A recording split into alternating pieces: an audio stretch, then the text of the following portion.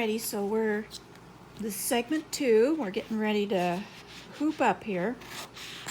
And I am always in favor of saving as much as you can on stabilizer.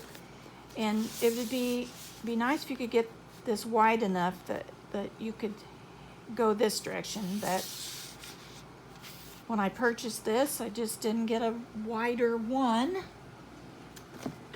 So we'll do it this way.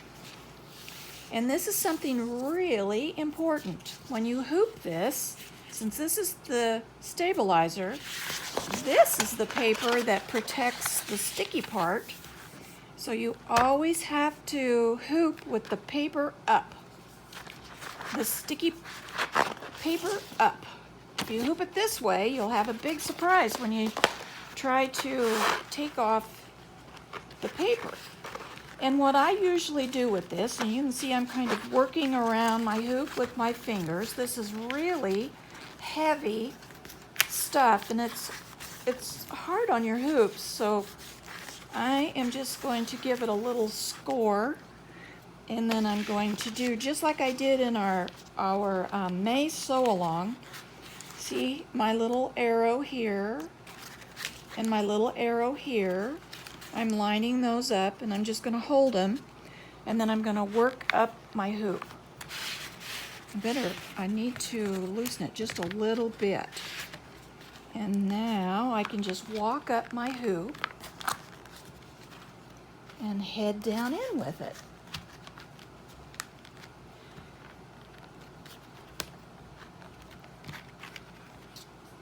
And let's see, got to get my little screwdriver. Remember how we talked about this little screwdriver that come with your Bernina, and it has a hollow end, and this is for tightening your hoops. So let's burp this hoop, and burping just means that you're going to push it just a little bit beyond the outer hoop. So we'll burp it, and then we'll tighten it up a little, and every time you hoop something, it's going to feel a little different. It just seems like every hooping has its own sort of happy place. And you always want to be sure and burp your hoop. It's really important. So now we're going to tighten it up, but not too tight. You don't want to tighten it down till it's just cranked on there, because the tighter you pull it in, the wider out the sides will go. It's sort of an engineering lesson for you there. So, okay, so now we have this hooped, and it's nice and flat, both sides. Sounds like a drum, that's good. Now, we've got to get this paper off of here, so we've got something sticky to put our towel on. So I use a stylus, but you can use a heavy pin, and I'm not pushing very hard. I'm just scoring around the outside edge, and I'm going to score all the way around my hoop.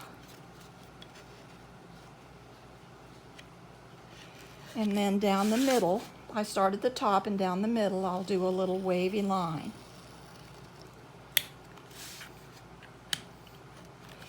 And I take the very point of my stylus, and I just lift up, and I get started. And remember from our previous sew-along how I said that it's lots easier to pull stabilizer up than any other direction. I don't know why that is, it just is. And in order to pull this side up, I have to turn my hoop, but not a big deal. Just turn it and get it started, and pull up. And it's just that easy to get it off. Okay, now the main thing you have to remember here is to turn your hoop back around the right way. This is the side that goes on your module. This is your screw. This goes to the right of your needle.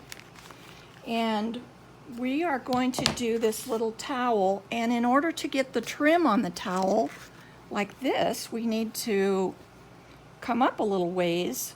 So we're going to measure up about 4 inches or so, and then we're going to put the bottom of our hoop right at that 4-inch line, so we've got room to put our trim on.